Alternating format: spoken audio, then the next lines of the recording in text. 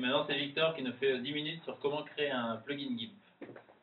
Donc bonjour à tous, on va s'éloigner un peu du monde du web, on va aller sur quelque chose qui est assez particulier, mais j'espère que vous allez sortir de ce talk en vous disant que la grosse machine GIMP elle n'est pas si compliquée que ça, et qu'on peut arriver à la personnaliser et en faire ce qu'on veut. Donc c'est l'objet de mon talk, donc c'est comment créer des plugins GIMP. Donc je vais rapidement parler de GIMP. GIMP ça a été créé en 1995, c'était la version 0.0, aujourd'hui on a la 2.8. Donc GIMP ça veut dire GNU Image Program Manipulation, donc Image Manipulation Program. C'est l'équivalent open source de Photoshop, on a l'habitude de l'écrire comme ça. Et donc ce qu'on veut faire, créer un plugin, en fait on veut rajouter des fonctionnalités personnalisées sur ce GIMP. Donc je vais essayer de décrire quelques cas d'utilisation qui pourraient vous intéresser, dans lesquels on peut créer des plugins GIMP.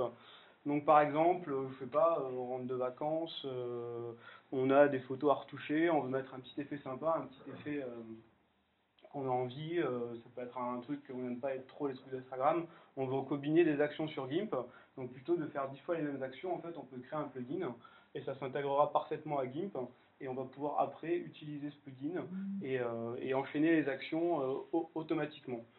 Ou alors, je ne sais pas, par exemple, si vous voulez, si jamais vous voulez protéger vos images, que vous êtes quelqu'un qui fait du graphisme et que vous voulez tatouer vos images avec un tatouage visible, vous pouvez par exemple arriver à faire un programme qui va, en fonction de la taille de l'image, vous mettre une image qui va être posée de façon relative en bas à gauche de l'image et qui va s'adapter automatiquement. Donc en fait, c'est toute action qu'on peut faire sous Photoshop ou qu'on peut faire sous GIMP et qui sont répétitives, on va pouvoir les scripter et on va pouvoir en fait les scripter facilement. Et donc je veux vous montrer que c'est facile de scripter GIMP. Alors je ne veux pas passer trop de temps sur le fight GIMP vs Photoshop. Dans mon cas, en fait, dans le cas de plugins, enfin de plugins et de scripts, GIMP présente un très grand avantage, c'est qu'il dispose d'un mode sans interface. Donc c'est-à-dire on n'a pas besoin d'allumer GIMP pour pouvoir l'utiliser. Il peut s'exécuter en tâche de fond. Vous verrez, je vais vous faire une démo après, et vous verrez comment ça marche. Alors que le problème de Photoshop, c'est-à-dire on peut créer des plugins exactement de la même façon, mais on pourra les utiliser uniquement en mode graphique. Donc c'est-à-dire une fois que vous avez votre Photoshop ouvert, vous pouvez créer ce plugin, mais vous n'avez pas la possibilité, votre Photoshop est bloqué pendant que vous le faites.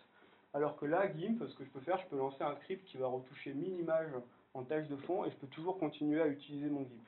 Du coup, ça présente un grand avantage, c'est qu'en fait, on peut mettre GIMP sur un serveur, on peut le faire tourner en permanence, et on pourra quand même utiliser. On n'a pas besoin en fait de l'affichage graphique, contrairement à Photoshop.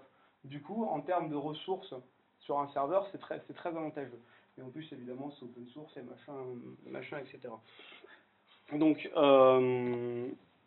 Donc maintenant, rapidement, donc comment parler à GIMP? Donc comme je l'ai dit, c'est assez facile. Donc on a GIMP, on a le cœur de l'application, et en fait les développeurs ont créé donc le PDB qui est le Procedural Database. Donc c'est juste un moyen pour dire comment je vais identifier mes plugins face à GIMP. C'est-à-dire je vais lui dire mon plugin il va s'appeler machin, il va prendre ça en paramètres, il va prendre ça et ça.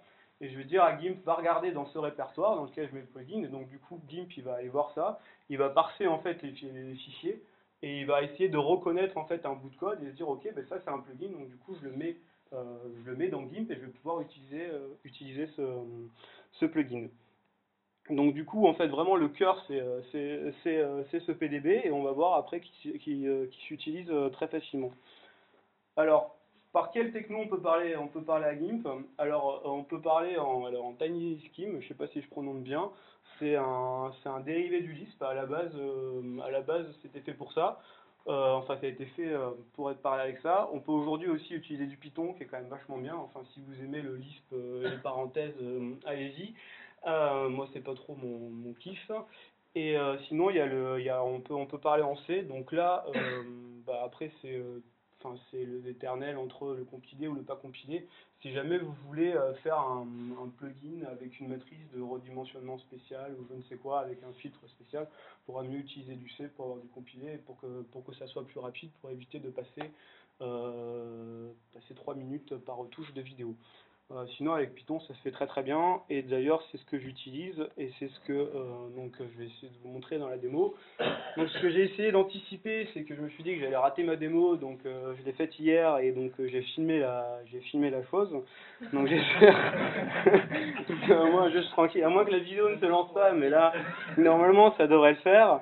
Donc là on va, donc en fait on va voir dans un script, on va avoir deux choses. On va avoir le script en lui-même, bon, ça c'est l'image sur laquelle je vais me prendre. On va avoir en fait le register, on va pas très bien, mais c'est en fait c'est le procedural database, c'est comment on va communiquer avec le script, et ensuite on va avoir le script. Donc le register, qu'est-ce que c'est? En fait c'est très très simple, c'est une dizaine de lignes. C'est le nom du plugin. On peut noter c'est l'auteur, la boîte, etc., l'année. On met les paramètres en entrée, les paramètres qu'on veut mettre en sortie, où est-ce qu'on veut ranger le script. Et après, par exemple, je fais un truc vraiment tout con et qui ne sert pas à grand chose. Je dis on va rotater l'image, je sais pas si ça se dit. Et donc j'ai fait un script tout seul. J'ai fait un script tout simple. Donc qu'est-ce que je fais là? Donc je lance GIMP très simplement, ça va un peu vite mais c'est pas grave. Et là qu'est-ce qu'on voit en fait? Il y a un menu HT Grenoble qui vient d'apparaître, ça veut dire que en fait GIMP a reconnu que j'avais créé un plugin. Et donc là je peux tout simplement, je vais créer une fenêtre graphique comme un plugin GIMP, et donc l'image va pouvoir être rotationnée très facilement. C'est-à-dire là c'est une simple opération, mais j'aurais pu enchaîner 100 000 opérations sans aucun problème. Et donc là ce que je suis en train de faire en fait, c'est que je suis en train de faire mes GIMP.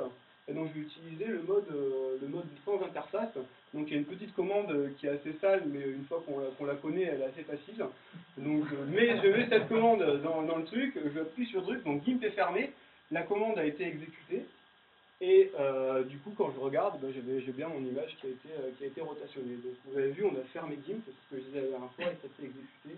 C'est que ça s'est exécuté quand même. Donc voilà pour la démo.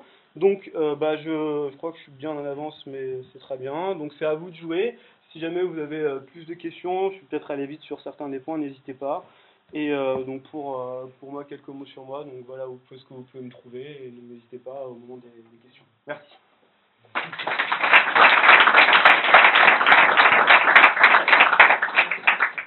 La vidéo du live code là quand même, c'est pas mal. Bon, en tout cas merci beaucoup Victor.